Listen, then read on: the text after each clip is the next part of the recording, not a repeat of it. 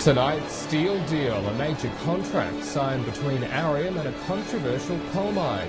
And concerns that Sharp Airlines' exit from Port Augusta could put an end to local air travel.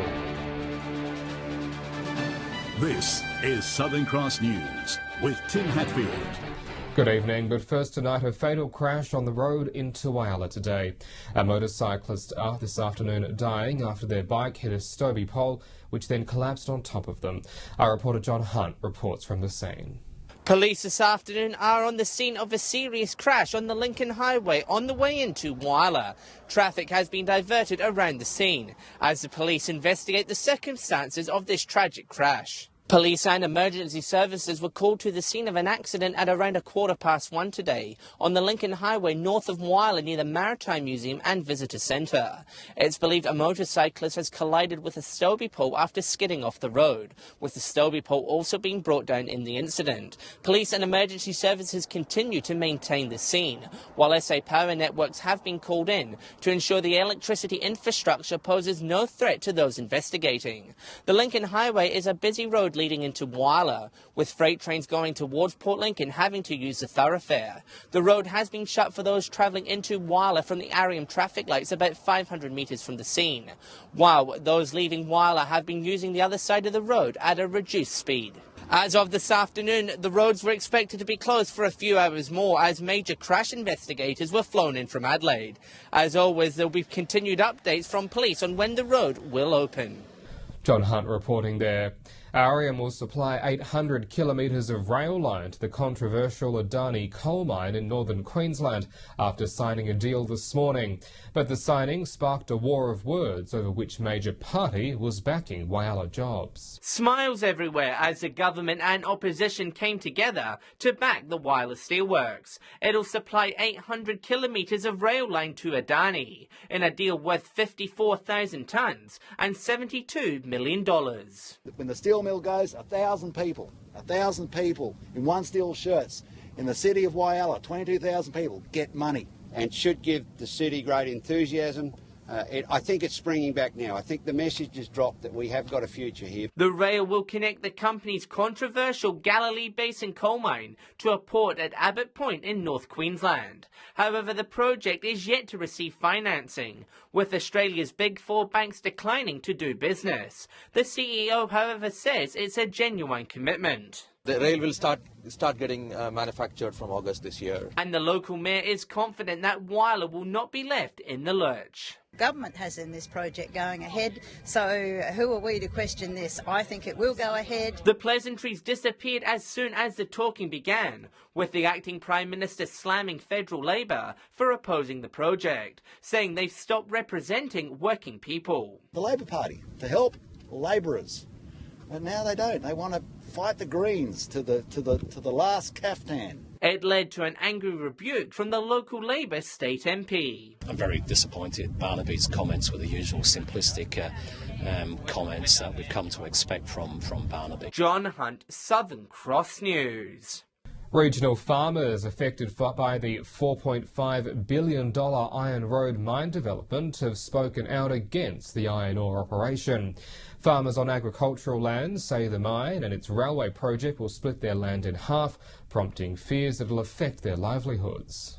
It's the $4 billion plan with a $1 million question. The state government yesterday approving the multi-billion-dollar Iron Road development, but for agricultural farmers, their land and livelihoods are at stake. We've got 3 properties. The railway line goes right across 2 of those properties, but it actually cuts us in half at this stage. Things are looking unworkable. The 145-kilometre rail link connecting the mine to port will stretch through 44 properties. Although Iron Road has been in communication with affected owners, locals say they haven't provided adequate answers. Get a different message each time, and then they put up their plan and it still doesn't address our issue. Former grain farmer and now local MP Peter Treloar says he can sympathise with landowners. For a lot of those farmers who are directly impacted, and also those on surrounding areas, there's still a degree of uncertainty, and that uncertainty is something they've been living with for the last few years, in fact. But he admits the project has limitless potential. Electricity and water supply transport infrastructure, and even port development could offer opportunities for grain farmers to have another avenue for export. Local farmers are not completely adverse to the economic injection the mine will bring, however. Our local town is dying, so there may be some benefits there. Iron roads still face significant obstacles before the mine is realised, including finding the billion-dollar capital and adhering to strict protocols. The job of a government department to ensure that should these proposals go ahead, then the impact is minimised. Broken Hill Police have released a computer-generated image of an alleged attacker who broke into a home and indecently assaulted a woman inside. The man reportedly broke into the house on Iodide Street around 9 p.m. on the night of Saturday, April the 15th. The attacker fled the scene after assaulting the 26-year-old woman inside and stealing a purse during the break-in. Police now calling on anyone who may recognise the person to come forward and provide any information in regards to their identity. Well, stay with us. Still to come in tonight's local news, concerns that Sharp Airlines' exit from Port Augusta could put an end to local air travel. The details ahead.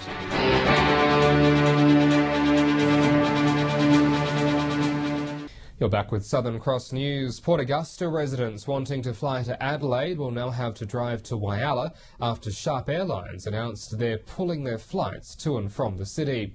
The company says that they will continue to offer charter services, but this has raised concern about the future of air travel into Port Augusta. After 8 years of linking Port Augusta to Adelaide, Sharp Airlines' last plane is expected to fly out on Wednesday, May the 31st. The move is set to leave passengers with a 45-minute drive to the nearest airport in Whyalla. With the advent of Regional Express and QantasLink providing the region with a good, reliable airline services into Whyalla, a decision was made to curtail our operation. The company deemed the route no longer profitable, as those wanting to fly to Adelaide will now use QantasLink and Regional Express services from further south.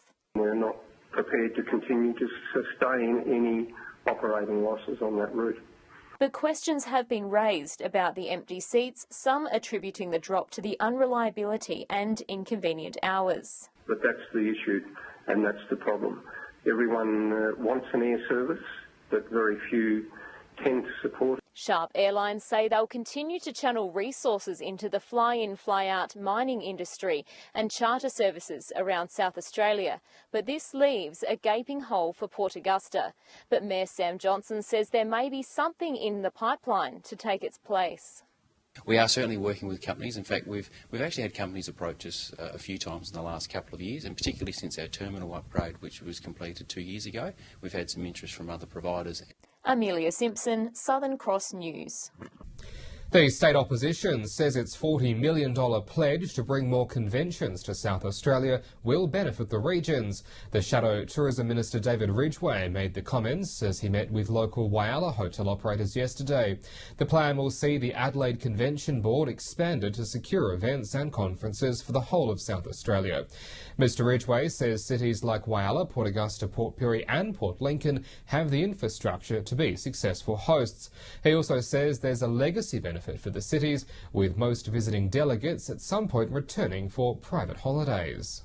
Over 60% of people that go to a convention then go back to that destination, take their families, their friends, their wives, husbands, kids back to those regions for holidays. So there's a benefit, they spend more.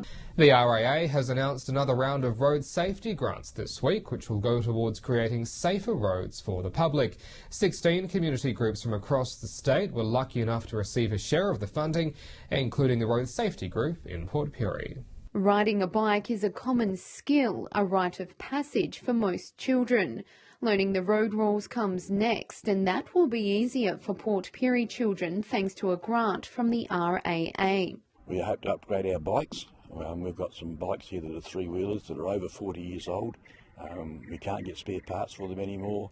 So we need to replace the lot that we have got. Three-wheelers are particularly important because they keep the children upright. A lot of the children have trouble balancing.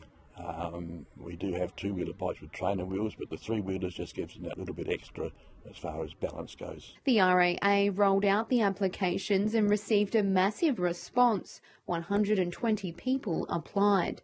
This particular year, it's ranged from first aid kits to playground fencing when playgrounds are right near main roads, to generators to back up water and electricity during bushfires. Their aim is to keep drumming road safety into the community. And that's one of the reasons that we have funded the Port Pirie and Districts Road Safety Group, because they do focus on young people, teach them how to ride a bike, how to ride safely, and about the road rules and how to be a safe road user. The Road Safety Group received $2,000. We hope to be able to replace the three-wheelers with 3 or 4 three-wheelers. They're expensive, and from there we'll add on to some more two-wheeler bikes with trainer wheels. Keziah Sullivan, Southern Cross News. Well, stay with us when we return after the break. After months of hard work, the Arid Explorers Garden finally opens in Port Augusta. We'll head along next.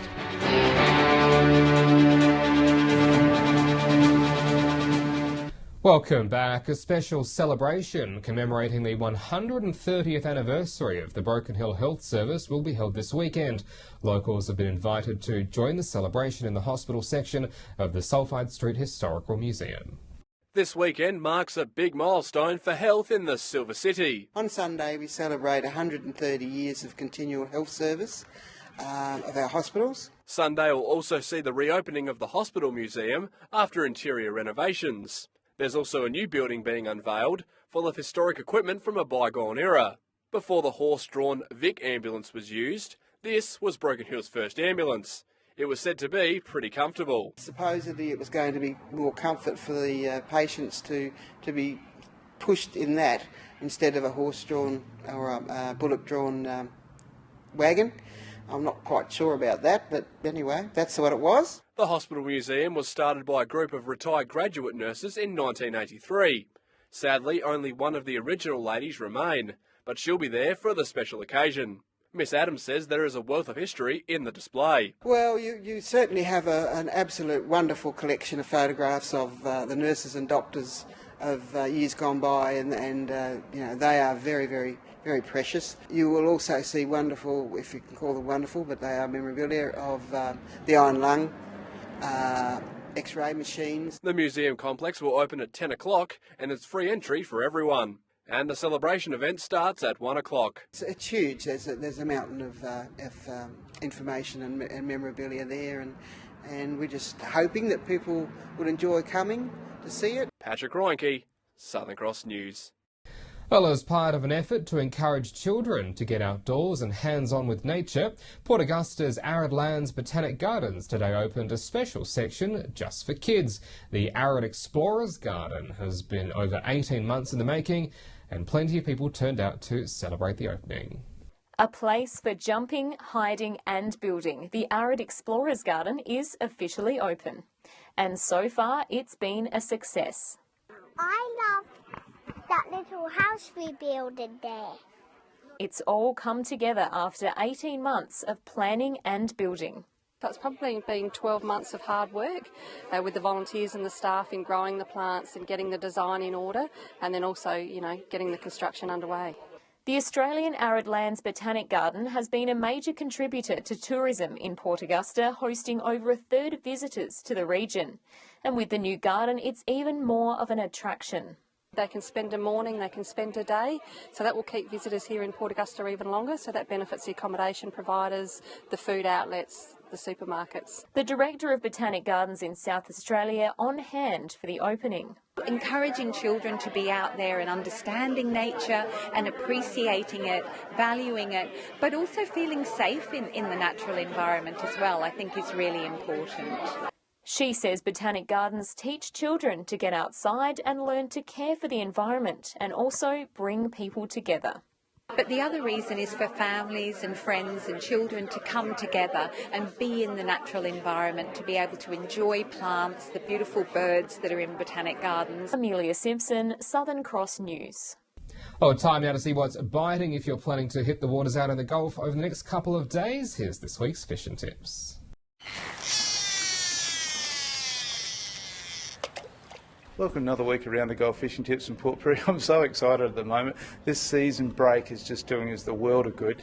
Where the old cross stick was, there's plenty of squid to be had out there, and a lot of the places from Barrows Beach back down to Talawi Beach, there's still those beautiful garfish just starting to pop up with squid around them. So you can walk out at night time up to your knees and dab a few if you like. Some big snapper being had offshore. King George whiting, they're just a little bit quiet at this particular time. You will get a taste, but not a quota. We moved down to Port Broughton area. That's actually firing pretty well with good garfish online, and also some King George whiting also. G'day and welcome to this week's Fishing Tips from Port Augusta, Jewel of the North. Well, perfect time of year at the moment, not too cold and not too hot. The King George whiting have really come on the bite, but also the shitty fish have sort of moved out, so King George whiting again to the bait's a little bit better. Some silver whiting up on the banks. Some canoeists have seen some kingfish at the top of the Gulf, but a bit of trouble getting up there in a boat. And also some snapper down at the Seabird as well. So that's all we have from the Jewel of the North. Now it's over to Whyalla. Welcome to Whyala's fishing report this week. There's been some really good catches of snapper starting to show up around Whyalla. The best areas to target have been on the good old Leeton Tug. Further south in the deeper channels down towards Cowlard's Landing and Menini, there's been some good fish holding up out there. Most of them have been in the 8 to 10 kilo bracket with some larger fish amongst them, and also some good numbers of small panties showing up in the Cowlard's Landing areas. Best times to target those is first light and last light. Good numbers of garfish around Whyalla, right through the town, and the King George whiting again starting to move in. Just watch your size limit on those. G'day and welcome to Fishing Tips in Port Lincoln. We're down at the main wharf. The salmon, trout and tommies have been pretty reliable over the past week. Lots of people have been getting into them, which is good. Some whiting have started moving in the bay, which is good. Squid are pretty good within the bay at the moment, especially with the clean water. Up at Louth Bay, there has been some whiting caught up there, but the whiting aren't holding over the traditional winter grounds yet. They're still transitioning, so you will have to have a bit of a scout around to try and find those fish. There's also been some good sized squid up that way too. Moving over to the other side to Coffin Bay, out around Farm Beach, there's been some whiting caught lately. There's been some nice school sharks out wide on some of the reefs out beyond Sir Isaac's as well. But that's all we've got for this week. We'll see you again next week.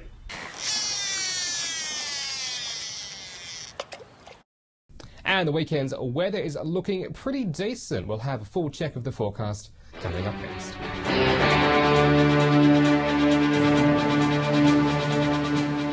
Well, these fine conditions still sticking with us for a little while more, and we will see the temps start to rise just a touch over the weekend. The Friday forecast in a moment, but first today, where it was sunny and fairly fine for most parts. Port Augusta 19, the same in Port Pirie. 18 the top in Whyalla today, Port Lincoln on 20, Broken Hill also on 18 today. On the national satellite image, some patchy cloud over the bight is moving past. It won't really impact much of our region, however. On the Gulf waters tomorrow, the winds to 15 knots to the north, the seas below a metre in southerly, sunrise at 4 minutes to 7 o'clock. So fine and sunny again tomorrow as we wrap up this week. Clear conditions and 21 for most of our centres is the order of things for your Friday. Broken Hill though on a top of 22. Then over this weekend, Port Lincoln could see some passing showers on Saturday with 19 degrees the top, easing back though to a cloudy 18 for Sunday. A fine 21 for Cleve, Woodner on 24, also fine to wrap up the weekend and into next week. Whyalla fine with 22 to kick off the weekend, then 19 for Sunday, sunny and 24 for Port Augusta, ahead of a fine 21, while Kadina will get to 22 then 19. Port Pirie with a fine 22 for Saturday, 20 for Sunday, sunny to kick off next week as well. 20 the forecast for Saturday in Clare. Broken Hill looking good with 23 and sunny conditions on Saturday, and a fine 18 degrees for Sunday. And that is the local news for this evening. Don't forget, as always, you can stay up to date with us on Facebook and on Twitter. You can also drop us an email, and you can catch past bulletins on our YouTube channel. We'll see you back here tomorrow night from 6:30. I'm Tim Hatfield from the team here at Southern Cross News. Enjoy your evening, have a good night, and may the 4th be with you. Good night.